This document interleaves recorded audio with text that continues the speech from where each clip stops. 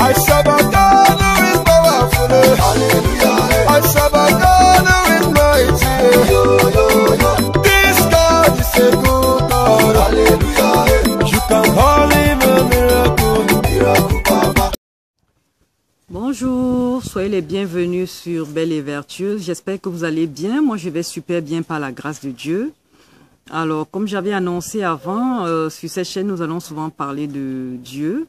Et aujourd'hui, j'ai choisi de parler de la repentance. Ça se retrouve dans le livre de Luc, le chapitre 24, au verset 46. Alors, nous allons prendre le premier verset dans le livre de Romains 3, Romains chapitre 3, le verset 23. Il est écrit: « Tous ont péché et ont été privés de la gloire de Dieu. » Tous ont péché et ont été privés de la gloire de Dieu. Tout être humain est pécheur. Nul n'est saint à la base. Nous sommes tous des pécheurs à cause du péché originel d'Adam et Ève. Parce qu'au commencement, Dieu n'avait pas prévu que l'homme devait mourir. L'homme devait vivre éternellement. Mais lorsque Adam et Ève ont péché, le Seigneur s'est mis en colère. Et le salaire de ce péché, comme la Bible le dit si bien, le salaire du péché c'est la mort. Bon, le salaire de ce péché, c'était la mort. Et c'était pas seulement la mort physique, mais c'était aussi la mort spirituelle. Et lorsqu'on parle de mort spirituelle, on parle de l'enfer. On parle de périr en enfer. Et gloire soit rendue à Dieu, parce que comme il est un Dieu infiniment bon, il a eu encore pitié. Il s'est repenti de sa colère, il a eu pitié. Il s'est dit non, je ne peux pas laisser mes amis, je ne peux pas laisser mes enfants, je ne peux pas laisser mes créatures que j'aime tellement, je ne peux pas les laisser périr, je ne peux pas les laisser aller en enfer. Ils n'y sont pour rien, après tout. Ils n'étaient pas là quand Adam et Ève avaient désobéi. Donc, il a eu pitié de l'humanité, il a eu pitié de l'être humain dans son grand amour et il nous a envoyé qui? Jésus-Christ, le Sauveur, son Fils unique, qui a accepté de venir se sacrifier par amour pour nous les pécheurs, par amour pour nous les humains. Donc, ce qui fait que, désormais, lorsque nous mourrons physiquement, l'âme, l'esprit ne meurt jamais. L'âme et l'esprit ne meurent jamais. Lorsqu'on meurt, l'esprit et l'âme se reposent auprès du Seigneur. Ça, c'est lorsqu'on est mort étant chrétien converti. C'est-à-dire que pendant que nous étions vivants, on s'est repenti, on s'est converti, on a changé de façon de vivre, on a accepté Jésus-Christ, on a accepté de marcher selon les voies de Dieu, on a accepté de marcher selon la volonté de Dieu, on a fait de Dieu notre Maître, notre Seigneur et notre Sauveur. Lorsqu'on meurt à ce moment-là, parce que tout le monde doit mourir, c'est le chemin de tout le monde, alors lorsqu'on meurt à ce moment-là, l'âme et l'esprit se reposent auprès du Seigneur en attendant le retour de Jésus-Christ. Alors, lorsque Jésus-Christ reviendra donc enlever son église, les corps vont être ressuscités. Les corps, il faut préciser, les corps de ceux qui auront cru. Les corps de ceux qui auront cru en Jésus-Christ seront ressuscités pour la vie éternelle. Par contre, ceux qui n'auront pas cru, ceux qui n'auront pas obéi à Dieu, ceux qui ne se seront pas repentis de leur mauvaise vie, de leur mauvaise voie, de leurs mauvaises œuvres, ceux qui ne se seront pas convertis, qui n'auront pas vécu selon la parole de Dieu, selon la volonté de Dieu, selon les préceptes et les principes de Dieu, ceux-là, lorsqu'ils seront morts, ils ne ressusciteront pas au jour de l'avènement. Ils ne ressusciteront pas à l'avènement du Seigneur. Ils ressusciteront plus tard, mais ça sera pour le jugement dernier. Ça sera pour le jugement dernier. Et le jugement dernier, c'est l'enfer. On est jugé pour l'enfer. Parce que ceux qui seront sauvés ne seront point jugés. Mais ceux qui n'auront pas cru, qui ne se seront pas repentis, qui n'auront pas accepté Jésus comme leur Seigneur et Sauveur, qui n'auront pas vécu selon les préceptes et les principes de Dieu, lorsqu'ils mourront, ils seront jugés. Et après le jugement, ce sera l'enfer. Mes amis, l'enfer existe, l'enfer est réel. Et le ciel existe, la vie éternelle aussi est réelle. Ça ne sert à rien d'être heureux sur la terre, d'être riche, d'être belle, d'être beau, d'être intelligent, savant, un intellectuel, d'avoir de beaux enfants, de belles voitures, des bateaux, des avions, des jets privés, des gros immeubles, des grosses villas, l'or, l'argent. Ça ne sert à rien tout ça si on perd son âme, si on va en enfer, si on finit en enfer. Parce que comme le dit si bien la Bible, mieux vaut la fin d'une chose. Mieux vaut la fin d'une chose que son commencement. On peut commencer bien et mal finir. Il vaut mieux même commencer mal, mais bien finir. Donc ça ne sert à rien d'avoir de l'argent et toutes ces richesses du monde et finalement périr en enfer. Alors, je vais commencer par définir un peu le péché. Le péché, c'est quoi? Le péché, c'est toute forme de désobéissance. Hein? C'est toute forme de désobéissance à Dieu. Lorsqu'on désobéit au Créateur, celui qui nous a créés. Hein? Parce qu'on n'est pas sorti de la terre comme ça, comme un arbre ou une plante. Non, nous avons été créés par Dieu. Ok? Et nous devons lui rendre compte. Celui qui nous a créés a établi des principes. Il a établi des codes, il a établi des valeurs. Le péché se définit, hein, d'après la Bible, le péché se définit comme toute insoumission, toute forme de désobéissance, toute forme de rébellion. Parce que lorsque Dieu nous a créés, il a établi des règles, il a établi des principes, il a établi des commandements que nous devons respecter pour hériter du royaume, pour hériter de la vie éternelle. Et lorsqu'on enfreint à ces principes, lorsqu'on désobéit, lorsqu'on se met, comment dirais-je, lorsqu'on ne se comporte pas conformément à ces règles, à ces principes, on tombe dans le péché. Donc, le péché, c'est toute forme de désobéissance, c'est toute forme d'insoumission à Dieu, c'est toute forme de non-conformité à ses principes, à ses règles, à ses commandements, bref, à sa parole. Le péché, c'est refuser de mettre en pratique la volonté de Dieu. Refuser de mettre en pratique la volonté de Dieu. Et c'est pour ça que la Bible appelle les pécheurs des rebelles. Des rebelles. Parce que lorsqu'on refuse volontairement d'obéir à quelqu'un, c'est qu'on est rebelle. Donc, voilà. Et je vais prendre un exemple. Vous savez, lorsqu'on est malade, on va voir le médecin parce qu'on est malade. Le médecin prescrit une ordonnance. Et sur cette ordonnance-là, il est prescrit comment nous allons prendre le médicament, comment le médicament que nous allons acheter, la façon de le prendre, la durée. C'est ça l'ordonnance. C'est la même chose avec Dieu.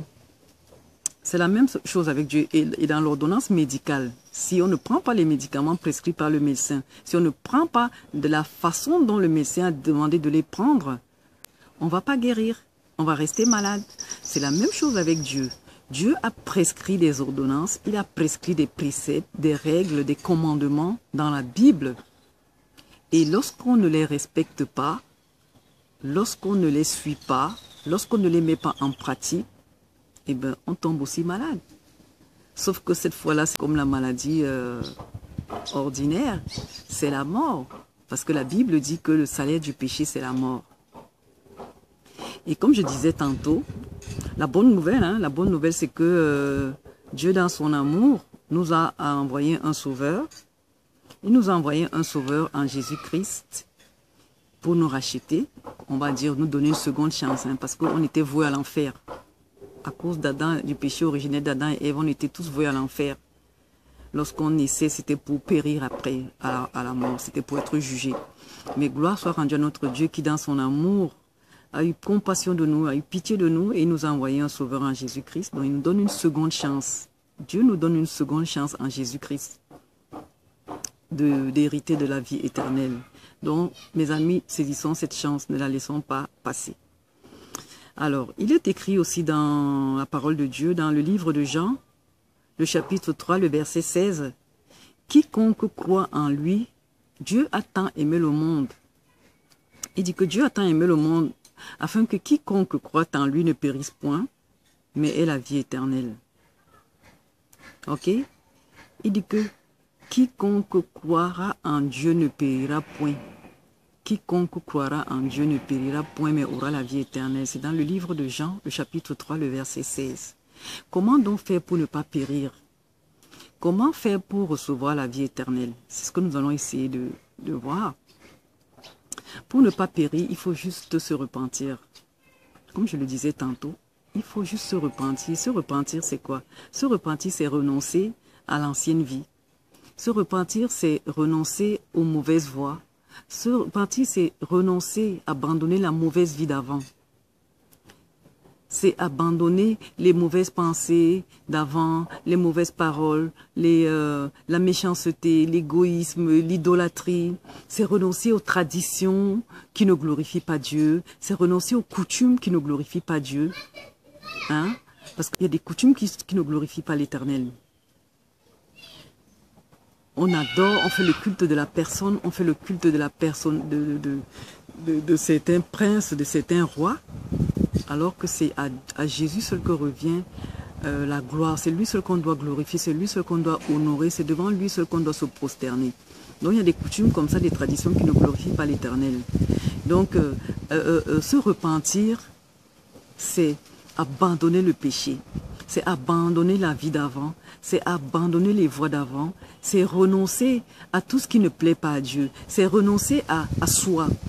En fait, c'est renoncer à soi, de dire, je ne vais plus vivre comme moi je voulais, comme je veux, voilà. Je ne vais plus vivre comme je veux, mais je vais vivre comme Dieu veut. C'est ça, se repentir, c'est prendre l'engagement, c'est déjà d'abord de reconnaître, c'est de reconnaître qu'on est en faute. Parce que si on ne reconnaît pas qu'on est en faute, on ne peut pas se repentir. Il faut déjà reconnaître ça. Et pour reconnaître qu'on est en faute, pour reconnaître qu'on n'est pas dans la grâce de Dieu, pour reconnaître qu'on ne vit pas conformément à la parole, il faut lire la parole de Dieu. Il faut aller à l'église, à l'assemblée, pour entendre la parole de Dieu. Parce que si on n'entend pas la parole, on ne saura jamais ce que Dieu dit. On ne saura jamais ce que Dieu veut. Donc il faut lire la parole de Dieu, qui est la Bible. Il faut aller à l'église, en assemblée, pour entendre comment les pasteurs prêchent, pour entendre comment les prêtres prêchent. Et c'est lorsqu'on entend ça, qu'on est convaincu que en fait, on ne vivait pas comme Dieu le veut, on ne faisait pas comme Dieu veut qu'on fasse, on ne pensait pas comme Dieu voudrait qu'on pense, on n'agissait pas comme Dieu le souhaite. Et lorsqu'on est convaincu de ça, d'être en non-conformité avec Dieu, en désobéissance avec la volonté et les pratiques de Dieu, on prend donc la décision de se repentir. On prend la décision de se repentir, donc de renoncer à cette ancienne vie, de renoncer à ces mauvaises voies, ces mauvaises façons d'agir, ces mauvaises façons de penser, ces mauvaises façons de se comporter. Et lorsqu'on prend cette décision, on demande pardon à Dieu. On demande pardon à Dieu, on demande à Dieu de nous laver avec le sang de Jésus, parce qu'il n'y a que Jésus qui pardonne les péchés. Le prêtre ne peut pas pardonner les péchés. Même si tu te confesses devant le prêtre, il ne peut pas pardonner tes péchés. Aucun homme n'a le pouvoir de pardonner les péchés. Seul Jésus-Christ a le pouvoir de pardonner les péchés. Ok? C'est dans le livre de Matthieu au chapitre 26, le verset 28, qu'il est écrit que seul Jésus a le pouvoir de pardonner, de ôter le péché par le sang qu'il a versé. Donc aucun homme ne peut te pardonner, aucun homme ne peut effacer ton péché, aucun pasteur, aucun prêtre, aucun pape. Même si tu vas faire la confession, ça n'efface pas ton péché. Seul Jésus, par son sang, a le pouvoir d'effacer ton péché et de te pardonner, de te réconcilier à Dieu le Père. Donc lorsque tu prends donc la décision de te repentir, de changer de vie, tu fais donc un demi-tour, et tu reviens donc vers ton Créateur, tu reviens vers ton Dieu, tu dis, Seigneur, j'ai entendu ta parole, j'ai entendu ce que tu as dit, je ne savais pas, oui, je ne savais pas, j'étais ignorante, j'étais inconsciente, j'étais rebelle, je vivais comme je voulais, hein. Je pensais comme je voulais, je parlais comme je voulais, je vivais ma petite vie tranquille comme je voulais. J'étais même un criminel, j'étais une prostituée, j'étais une personne méchante, j'étais une personne égoïste, j'étais une personne qui faisait les coutumes, qui faisait de l'idolâtrie. J'adorais les dieux des morts, j'allais au cimetière faire les rites, j'allais faire les rites avec les morts, les crânes, les bains sur les tombeaux et tout ça. Je priais même devant les statues de Marie, les statues de Jésus. Je priais devant ces statues-là. Et tout ça, c'est de l'idolâtrie. C'est de l'idolâtrie. Dieu dit qu'on l'adore en esprit et en vérité. Il n'a pas dit qu'on fasse des représentations devant lesquelles on va l'adorer. Non, on n'adore pas. Dieu n'est pas un être humain, un être vivant. Dieu est esprit. Donc pour l'adorer, on n'a pas besoin de se prosterner devant une statue. Il dit qu'il ne veut pas de représentation. Il ne veut pas de représentation. On ne représente pas Dieu. On le loue, on l'adore en esprit. C'est en esprit. Ce n'est pas à travers des statues. Ok? Donc, si avant tu adorais des statues, tu te prosternais devant des statues de Marie, de Jésus, tu étais prostituée, tu étais voleur, tu étais criminel, tu étais méchant, tu étais égoïste, tu étais cupide, tu étais, comment dirais-je, impudique, c'est-à-dire que tu avais des relations sexuelles en dehors du mariage, tu faisais de la sorcellerie. Oui, si tu faisais de la sorcellerie, si tu étais sorcier, si tu étais sorcière, tu te repens. Tu dois te repentir. Tu dois te repentir. Si tu avais un mauvais cœur, si tu engueulais les gens, si tu parlais mal aux gens, si tu disais des paroles de malédiction aux gens, tu dois te repentir. Si tu étais désobéissant envers Dieu, même désobéissant envers tes parents, tu dois te repentir parce que Dieu dit aux enfants d'obéir à leurs parents. Si tu étais paresseux, Dieu n'aime pas les paresseux, Dieu aime les gens qui travaillent. Il a dit, tu mangeras la sueur de ton front. Donc tu dois te repentir si tu étais paresseux, si tu ne voulais pas travailler. Et autant de choses, je ne peux pas énumérer tout ce qui est péché. Si tu étais alcoolique, tu dois te repentir. Si tu étais un gros fumeur de tabac, tu dois te repentir parce que avec le tabac, tu détruis ton corps, tu détruis ta santé et Dieu n'a pas besoin que Dieu interdit qu'on détruise le corps parce que le corps qu'il nous a donné ne nous appartient pas en fait. Il ne nous appartient pas. Notre corps appartient à Dieu. Donc lorsque tu prends du tabac, que tu prends de la drogue, tu es alcoolique, tu détruis ton corps, tu souilles ton corps, tu ne plais pas à Dieu. Tu ne plais pas à Dieu. Donc tu dois te repentir, c'est-à-dire abandonner tout ça. Si tu sortais avec les hommes d'autrui, les maris d'autrui par exemple, ça veut dire que tu étais adultère. Sortir avec les maris d'autrui, c'est un péché, c'est de l'adultère. Tu dois te repentir de ça. Si tu sortais avec les femmes d'autrui, tu es un homme adultère, tu dois te repentir de ça. Donc je ne vais pas énumérer tous les péchés, toutes les iniquités que nous commettons. Si tu mentais, Dieu dit que le mensonge est un péché parce que le père du mensonge, c'est le diable. Donc tant que tu mens, c'est que tu sais le diable. Tant que tu mens, tu honores le diable. Chaque fois que tu mens, c'est le diable qui se réjouit, c'est le diable que tu glorifies. Donc si tu étais menteur, voleur, criminel, tu dois te repentir. Donc se repentir, c'est abandonner tout ça, c'est renoncer à tout ça. Lorsqu'on a entendu la parole de Dieu et qu'on sait déjà que tout ça est mauvais, tout ça ne glorifie pas Dieu, tout ça est en non-conformité avec la volonté et la parole de Dieu, les principes de Dieu, eh bien on fait donc demi-tour. On a le regret, on a ce remords-là. Lorsqu'on a vraiment entendu la parole de Dieu, on a ce sentiment de regret, de remords. Des fois, on pleure même. On pleure parce qu'on se dit, mais Seigneur, je suis désolé, je ne savais pas. Parce qu'en réalité, on ne sait pas tout ça. Lorsqu'on n'a pas encore entendu la parole de Dieu, on ne sait pas tout ça. Donc, on vit comme ça, on fait toutes ces mauvaises choses sans inconsciemment, en fait. Mais lorsqu'on entend la parole de Dieu et qu'on reconnaît que tout ça est désagréable à Dieu, c'est de la désobéissance et que ça entraîne à la mort, ça entraîne à l'enfer, on prend la décision d'abandonner tout ça, de renoncer à tout ça et de revenir à Jésus-Christ. Donc on revient à Dieu. C'est ça se repentir, c'est reconnaître déjà qu'on est pécheur, qu'on a péché, qu'on a désobéi, qu'on a été rebelle. Et on prend donc la décision de faire demi-tour, de revenir vers Dieu, de l'accepter, de vivre désormais comme il le demande. C'est ça aussi la conversion.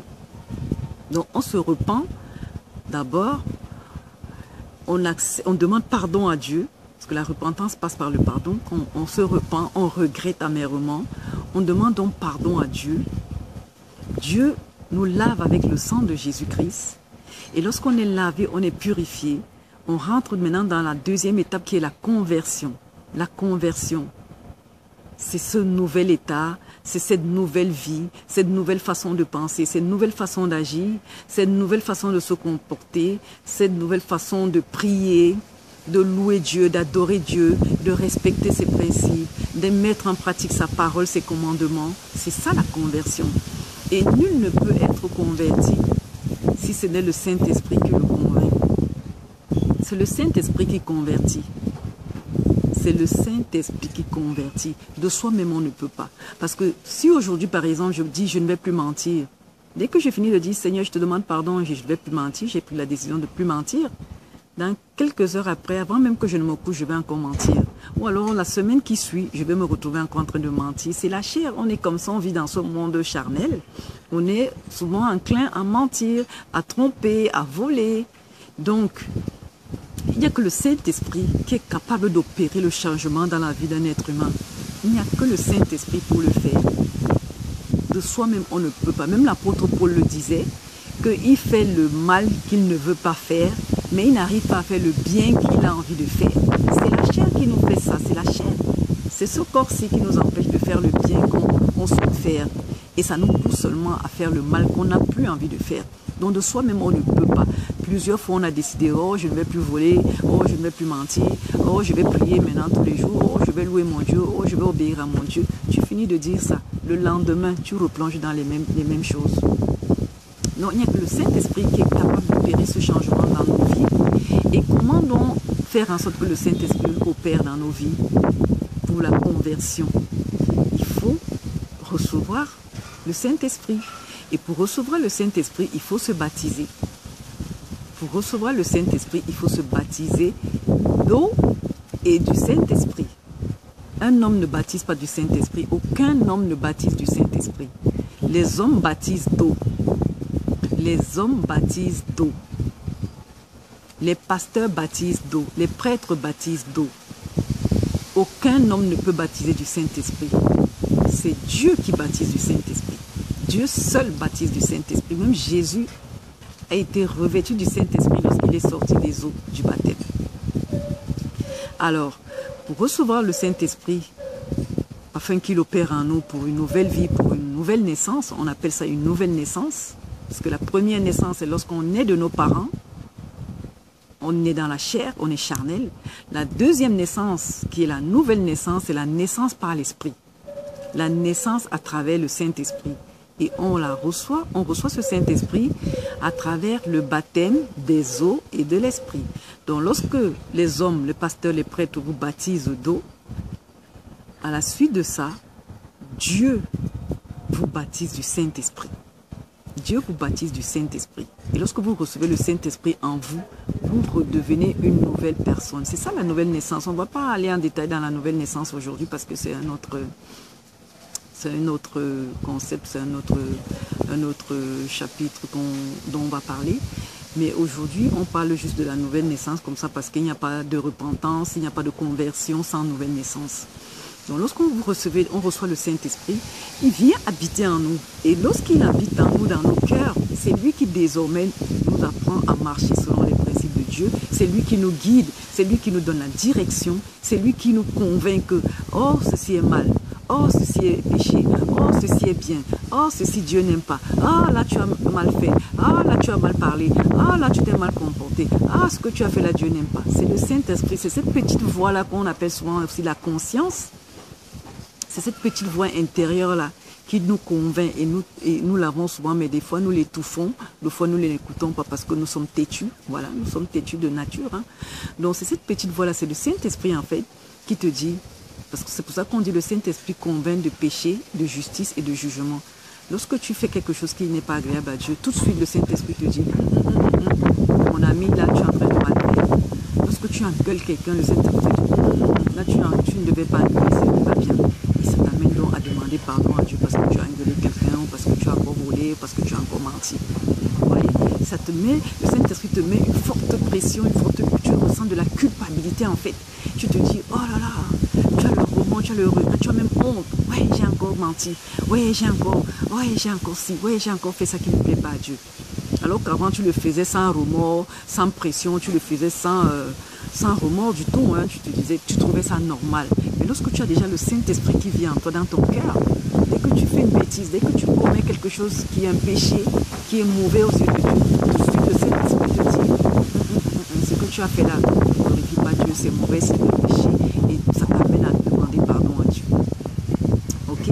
C'est ça dans la nouvelle naissance, cette nouvelle vie, cette nouvelle façon de penser, cette nouvelle façon d'agir, cette nouvelle façon de voir Dieu, de regarder à Dieu, cette obéissance à Dieu, ce respect des principes, cette application des principes de la volonté, de la parole de Dieu. C'est ça la nouvelle naissance, c'est-à-dire qu'on ne vit plus comme on vivait avant, selon nos désirs, selon nos principes, selon soi-même.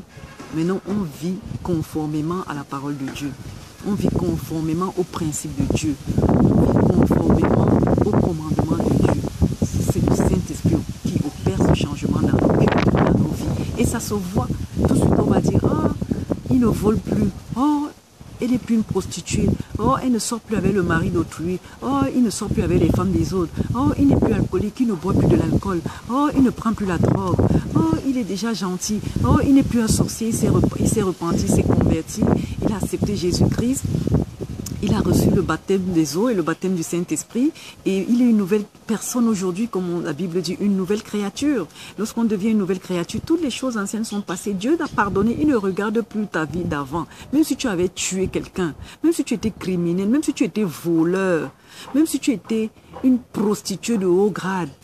Lorsque tu te repens, tu dis, Seigneur, je ne savais pas que ce prostitué était mauvais. Je ne savais pas que sortir avec le mari d'autrui était mauvais. Je ne savais pas qu'avoir des relations sexuelles hors mariage, c'était mauvais pour toi. J'ai décidé de changer. Je ne veux plus faire ces choses. Parce que je ne veux pas périr, parce que je ne veux pas aller en enfer. Je veux vivre avec Dieu. Je veux vivre au ciel. Je veux la vie éternelle. Ça se voit. On remarque le changement. Il est visible, il est évident. Et c'est pour la gloire de Dieu.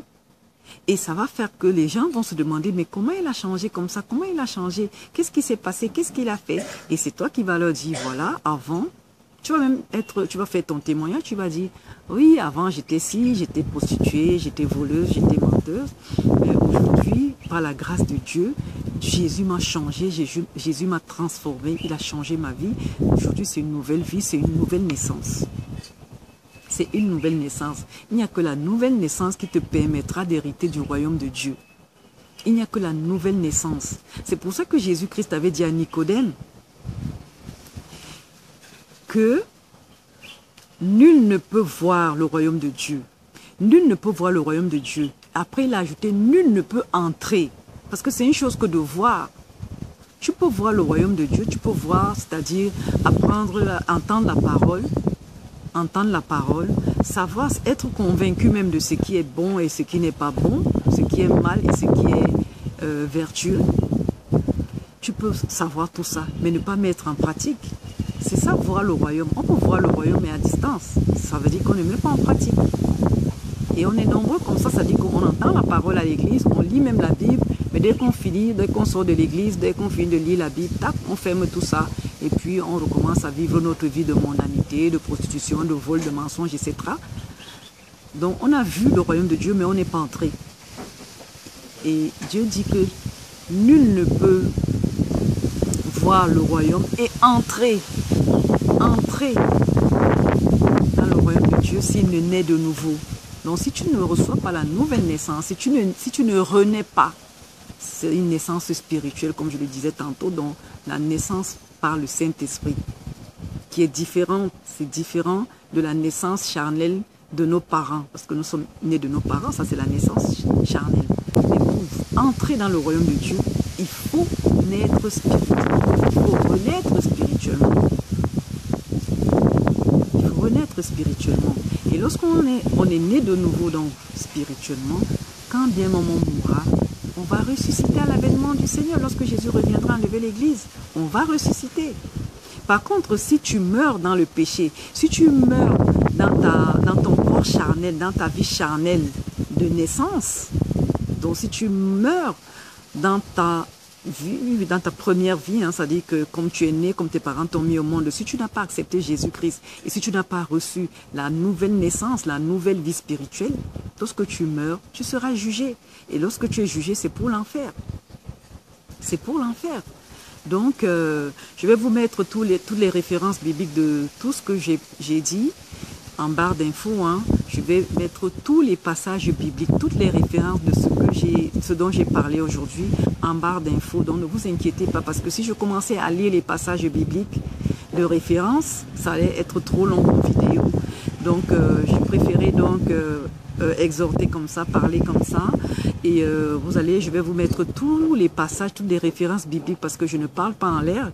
Lorsqu'on parle des choses de Dieu, il faut appuyer ça avec les versets bibliques pour que les gens croient, pour que les gens soient sûrs que c'est de Dieu, que ce qu'on dit est de Dieu, que ce qu'on dit est la vérité.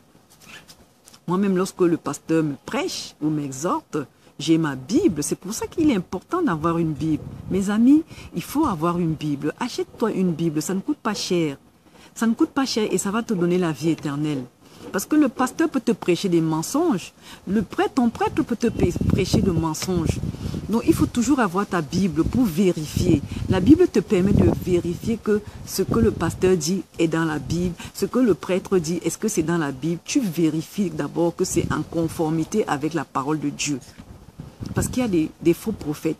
Il y a des pasteurs de mauvais augure, des agents du diable, des bandits à col blanc qui sont dans les églises, qui sont dans les assemblées, mais qui prêchent le mensonge, qui sont même des agents du diable, des agents des ténèbres, mais qui ont revêtu des cols blancs, qui se disent serviteurs de Dieu, mais alors Dieu dit je ne vous connais pas, parce qu'ils ne prêchent pas la vérité.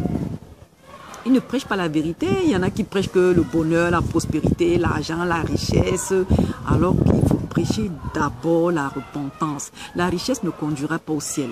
Les enfants, Dieu peut te donner 15 enfants et tu péris. Dieu peut te donner un emploi.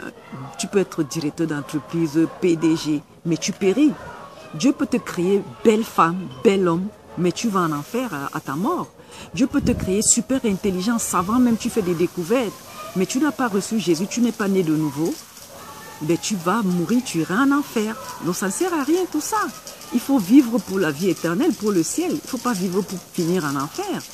Donc achète ta Bible, hein, tu lis, tu vas à l'église, tu entends la parole de Dieu, tu vérifies bien pendant que tu tiens ta Bible que c'est dans la parole ce que le pasteur dit, ce que le prêtre dit. Et puis tu médites. Donc, comme je le disais tantôt, je vais vous mettre toutes les références bibliques de ce que j'ai dit en barre d'infos. Comme ça, après la vidéo, pendant que vous regardez la vidéo, vous prenez votre Bible, vous prenez un papier, vous prenez un crayon ou un agenda, vous relevez les passages bibliques et à la fin, vous méditez ça, vous méditez. OK? Et si tu n'es pas dans une... Si tu n'as pas où aller à l'église, si tu ne sais pas où aller, renseigne-toi, cherche une bonne assemblée, cherche une bonne église, là où on prêche l'évangile, le vrai, là où le Saint-Esprit est présent, là où le Saint-Esprit agit, là où on prêche la vérité, là où on prêche la parole de Dieu, de la Genèse à l'Apocalypse, dans la vérité, sans faire semblant, sans faire pour plaire aux gens. Ça sera tout pour aujourd'hui. J'espère que vous avez appris quelque chose. Hein, sentez-vous libre. Hein, comme je dis, Dieu c'est notre créateur. Nul n'est tombé du ciel ou de je ne sais trop quoi. Nous sommes tous des êtres humains. Nous avons tous été créés par Dieu. Et Dieu nous aime tellement qu'il ne veut pas que nous périssions. Si Dieu voulait que nous périssions, il n'aurait pas envoyé Jésus-Christ pour nous sauver, pour nous accorder une seconde chance. Jésus-Christ est notre seconde chance pour avoir le salut, pour avoir la vie éternelle. Donc accrochons-nous à lui. Accrochons-nous à lui. On va souvent faire des péchés, commettre des péchés, un peu mentir, un peu, voilà. Mais il faut demander pardon. Lorsque tu t'es repenti une fois, tu t'es converti, tu t'es baptisé, tu es né de nouveau, tu marches selon Dieu. Tant que tu vis dans ce monde, tu vas toujours être amené à pécher parce que la chair, si tu es encore prisonnière de ce corps qui est charnel, parce que c'est à l'avènement de Jésus, lorsqu'il viendra enlever l'église, nos corps qui seront ressuscités ne seront plus charnels. Ils seront incorruptibles, donc il n'y aura plus de mort. On ne mourra plus, on vivra éternellement. Donc, mais tant qu'on est encore dans ce corps corruptible charnel-ci, on est amené à pécher. Mais lorsque tu t'es déjà repenti, tu t'es converti, tu as accepté Jésus-Christ, tu es né de nouveau, même lorsque tu commets un péché, tu te repens simplement en demandant pardon à Dieu. Là, au moins, tu es consciente que tu as péché. Parce que c'est le Saint-Esprit qui te dit, là, tu as péché. Et tout de suite, tu demandes pardon à Dieu. Et quand tu es sincère, Dieu te pardonne. Quand tu es sincère, Dieu te pardonne. Mais ne pars pas pécher, venir demander pardon lundi, mardi tu pas encore péché, mercredi tu demandes pardon, jeudi tu repars pécher, vendredi tu demandes pardon, samedi tu pars pécher et dimanche tu... Non, non, non, non, non. Dieu n'est pas naïf. Dieu n'est pas naïf. Dieu, il aime les cœurs sincères, il aime les gens sincères. Il sait que oui, l'homme est faillible, il a la chair, il a péché, il est tombé, il a chuté comme on dit, il s'est repenti. Dans sa pitié, dans sa miséricorde, il te pardonne. Mais ne joue pas en allant pécher, en disant « Oh oui, je vais encore aller me repentir, je vais aller faire ma confession des péchés chez le prêtre. » Non, non, non, non. Dieu ne marche pas comme ça. Et on ne se moque pas de lui, parce que ça, c'est se moquer de Dieu. Oh, Dieu dit qu'on ne se moque pas de lui, on se moque de nous-mêmes. Parce que sais-tu de ton lendemain? Si tu vas pécher lundi, tu te repens mardi. Et mercredi, tu repars. Si mercredi, pendant que tu vas recommettre ce péché, tu meurs. Si tu meurs en commettant ce péché, tu vas en enfer. Tu seras jugé. Parce que là, tu te moquais de Dieu. D'accord? Donc voilà. Et si tu as aimé cette petite exhortation, hein, cherche une église. Si tu n'as pas encore d'assemblée où tu peux aller prier, adorer Dieu, louer Dieu le dimanche et tout ça, cherche, renseigne-toi autour de toi. Cherche une bonne assemblée. Demande au Saint-Esprit de te guider dans la recherche d'une assemblée pour que tu te retrouves dans une assemblée ou une église où on va te dépouiller, où on va te dépouiller, où on va prêcher le mensonge, où c'est des pasteurs qui ont vendu leurs âmes au diable. Demande au Saint-Esprit, le Saint-Esprit va te conduire dans une assemblée, dans une église où on prêche la vérité, où on prêche Jésus-Christ ressuscité. Ok? Par contre, nul ne sait son lendemain. Même moi qui parle en ce moment, je ne sais pas si je peux mourir ce soir. Je peux mourir cet après-midi. Je peux mourir demain. Je peux mourir la semaine prochaine. Nul ne connaît l'heure ni le jour. Quand Dieu dit, la parole dit que nul ne sait l'heure ni le jour, ce n'est pas seulement le retour de Jésus. C'est même le jour de ton départ. Tu es venu sur la terre, donc tu vas repartir dans la terre. Tu vas mourir. Nous allons tous mourir. Donc nul ne sait le jour de sa mort. Personne ne connaît le jour de sa mort et personne ne connaît le jour où le Seigneur Jésus va revenir pour enlever son église. Donc il faut être prêt. Il faut que quand Jésus, le jour où les trompettes sonnent, que Jésus arrive, il te trouve prêt. Tu t'étais déjà repenti, tu t'étais déjà converti, tu étais né de nouveau, tu étais déjà devenu une nouvelle personne, une nouvelle créature. Il te trouve propre, nickel. Là, il t'enlève avec lui pour l'éternité. Il ne faut pas qu'il trouve que tu étais encore dans la vie mondaine, dans le péché. Non, là, direct, parce que le jour de l'avènement du Seigneur Jésus, il n'y a plus de pardon. Il n'y a plus le temps pour la repentance et la conversion. Dieu dit que c'est avant qu'il fallait faire ça. C'est avant qu'il fallait te repentir. Donc le jour où les trompettes sonnent, là, dès que les trompettes sonnent, il n'y a plus question de « Oh, je ne savais pas que c'était vrai ». On me disait souvent que Jésus reviendra. Ah, je disais « Oh, mais Jésus, depuis qu'on dit qu'il va revenir, il n'est toujours pas venu. Oh, non, c'était vrai, Jésus est là. Oh, Seigneur, je te demande pardon. Oui, oui, je vais t'accepter. » Le jour de l'avènement du Seigneur Jésus, il n'y a plus de « je vais t'accepter ». Il n'y a plus de « Seigneur, je te demande pardon parce que je ne savais pas ». Le temps est passé. Quand il vient là, c'est pour enlever les élus. Ok? C'est pour enlever l'église. Ce n'est plus le temps de la demander pardon, ce n'est plus le temps de la repentance, c'est tard, ce sera trop tard. La même chose, si tu meurs aujourd'hui, ou si tu meurs demain, et que tu ne t'étais pas encore repenti, que tu n'avais pas encore demandé pardon à Dieu, que tu n'étais pas encore, le sang de Jésus ne t'avait pas encore réconcilié à Dieu, tu n'étais pas encore redevenu une nouvelle personne à travers le baptême du Saint-Esprit, tu ne marchais pas encore en conformité avec la parole de Dieu, si tu meurs, tu iras en enfer. Non, c'est aujourd'hui. Mes amis, mon frère, ma soeur, c'est aujourd'hui. N'attends pas. N'attends pas. Tu ne connais ni le jour ni l'heure de ta mort, ni de l'avènement de Jésus-Christ. N'attends pas. Prends la décision aujourd'hui. Comme tu as entendu cette parole, toi qui regardes cette vidéo, ce n'est pas un hasard. Ce n'est pas un hasard. Avec Dieu, il n'y a pas de hasard. Si Dieu a voulu que tu tombes sur cette vidéo pour la regarder, ne zappe pas. Même si c'est long, ne zappe pas. Écoute cette vidéo regarde cette vidéo jusqu'à la fin. Écoute le message jusqu'à la fin. C'est Dieu qui a voulu que tu regardes cette vidéo, que tu entendes cette parole. Donc ne remets pas à demain. Fais-le aujourd'hui. Si tu n'es pas encore né de nouveau, si tu ne t'es pas encore repenti, si tu n'es pas encore converti, si tu n'es pas encore en conformité avec la voie de Dieu, si tu ne marches pas encore sur les pas de Dieu, sur les pas de Jésus-Christ, fais-le aujourd'hui. N'attends pas, mon frère, ma soeur, mes amis. N'attendez pas, n'attendons pas. Fais-le aujourd'hui. Ok? Alors, Alors, on va prier ensemble. On va faire cette courte prière, hein, si tu veux te repentir. Si tu, après avoir écouté cette parole, tu t'es rendu compte que ta vie ne glorifie pas Dieu. C'est-à-dire que la façon dont tu vis, la façon dont tu parles, la façon dont tu te comportes, ok, ne glorifie pas Dieu, ne plaît pas à Dieu et ce n'est pas en conformité avec ce que Dieu veut. Il est temps de te repentir. Prends un petit moment et fais cette prière avec moi. D'accord?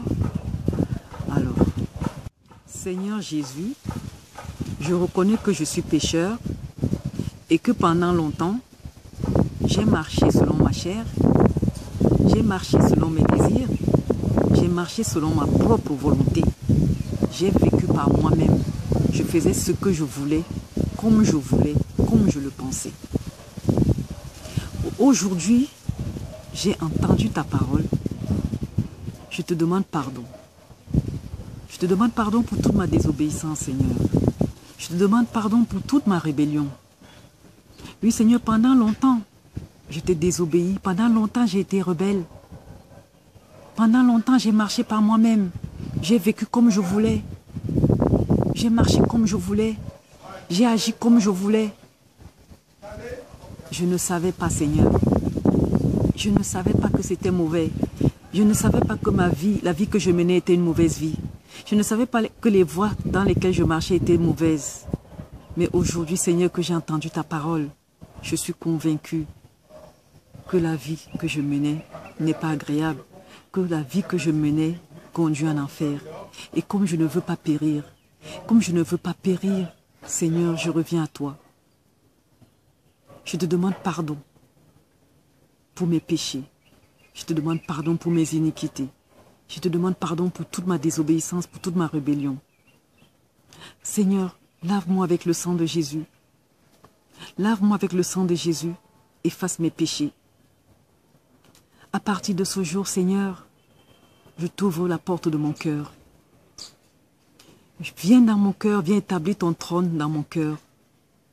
Viens établir ton règne dans mon cœur. Viens faire de mon cœur ta demeure. Viens faire de mon cœur ton trône. Afin que je marche selon tes voies. Viens habiter en moi. Viens habiter dans mon cœur à travers le Saint-Esprit. Afin que désormais, je marche non plus selon moi. Que je vive non plus selon moi, mais selon toi. Selon ta volonté. Selon ta parole.